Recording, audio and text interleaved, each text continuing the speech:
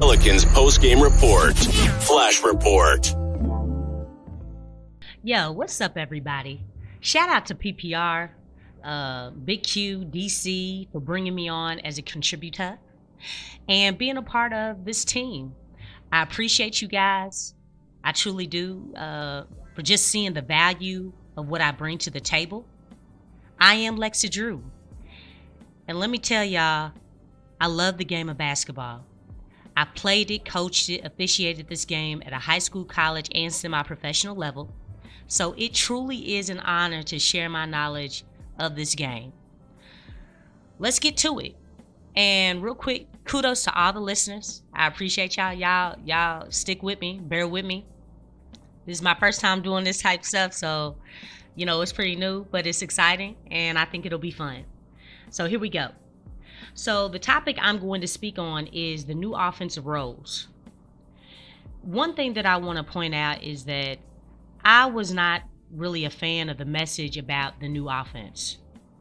Obviously, we know that Willie Green came out and said, talked about Zion playing the 5.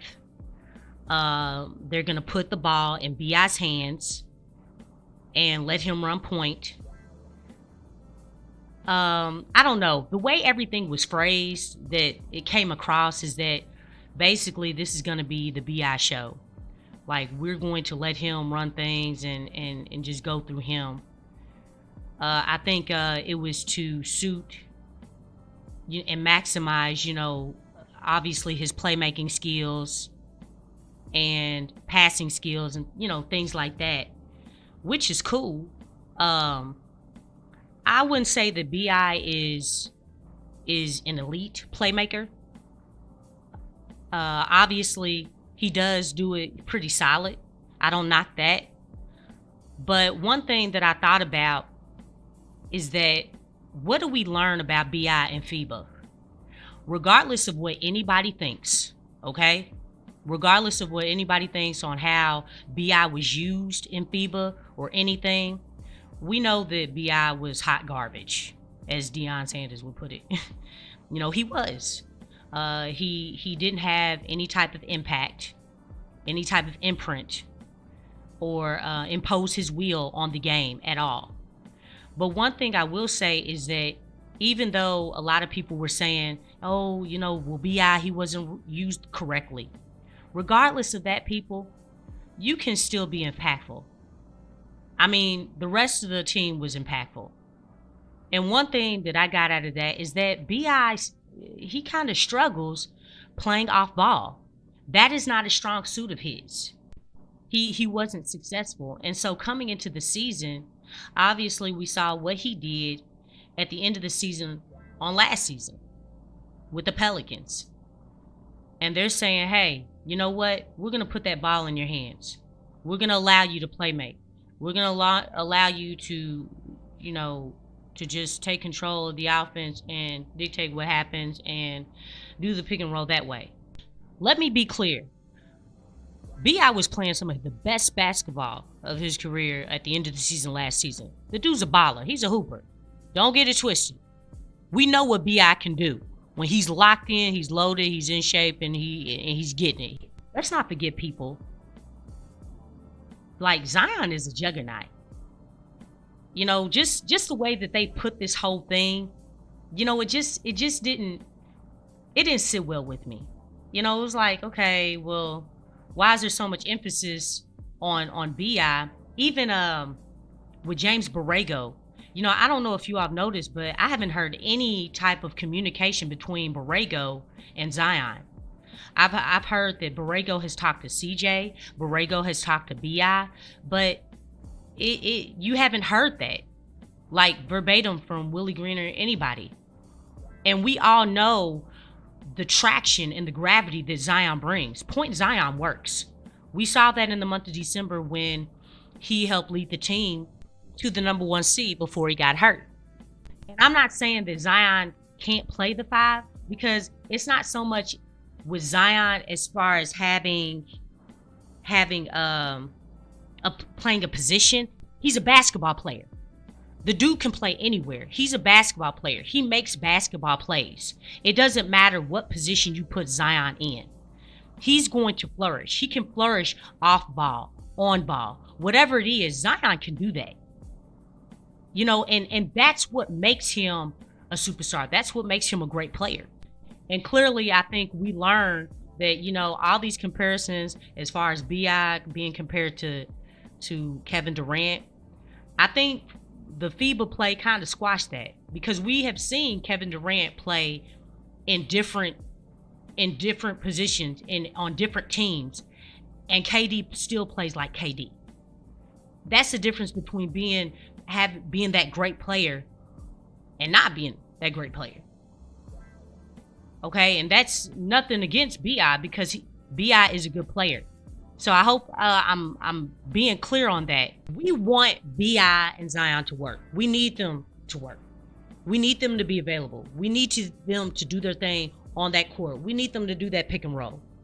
I just think the way things were worded, they could have been worded a whole lot better, especially when they pointed out Zion at the 5, Zion at the 5, Zion at the 5.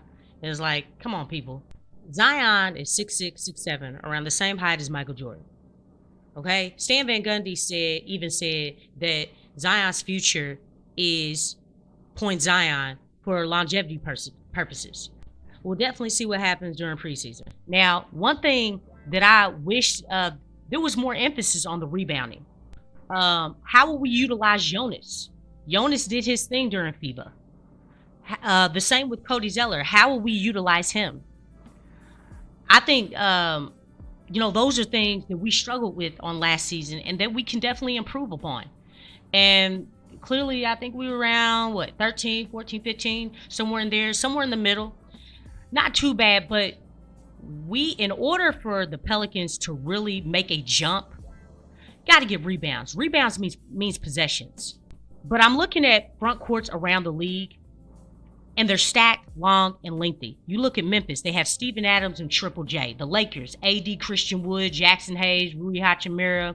You got the T-Wolves, they got Cat and Gobert. Jazz, they got Markkanen and Walker Kessler, John Collins, Kelly Olynyk. You look at the Cavs, they got Evan Mobley and Jared Allen. The Portland recently acquired Robert Williams and DeAndre Ayton. You got the Bucks, who were number 1 in rebounding. They have the Lopez brothers and Giannis Antetokounmpo. And then you have Dallas. They didn't do so great in the rebounding, but they did beef up their front court with getting Derek Lively, Powell, obviously already there, and Kleber. And those are just a few teams. These front courts are stacked. And I'm not saying that Zion can't throw down. You know what I'm saying? I'm not saying that at all. But all I'm saying is that these front courts, hey man, they are beefing up, and you can call it the Zion effect. You could call it that. But as far as playing that 5, I don't think that was it was just phrased the wrong way. I think you should have went in a different direction. You know, we're gonna put Zion in different areas. We're gonna really put Zion and BI, put them in the pick and roll.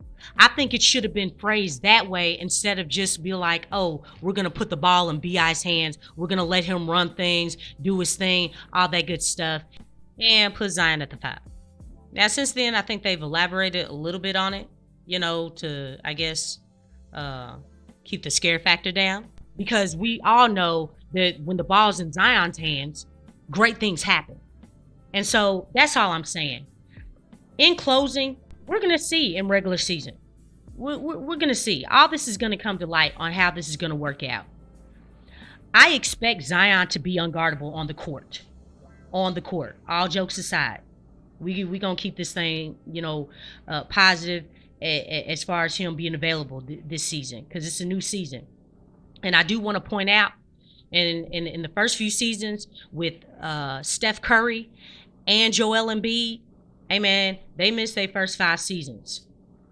And you know what? Look at them. Steph Curry is a 4-time champion, and Joel Embiid just won the MVP of regular season. Hey, who says that can't happen to Zion? Let's go, baby. Let's turn this thing around and prove all the doubters wrong. With BI, I don't think this was talked about enough. I love to see him take a jump in the 3-point shooting. And with CJ, playing off screens, weak side, spot up shooting, being true to the two, because that's what it is. You feel me? Like, share, and subscribe to the channel. Comment down below. I am Lexxah Drew, and I'm out, y'all. Subscribe now and stay up to date for all things New Orleans Pelicans.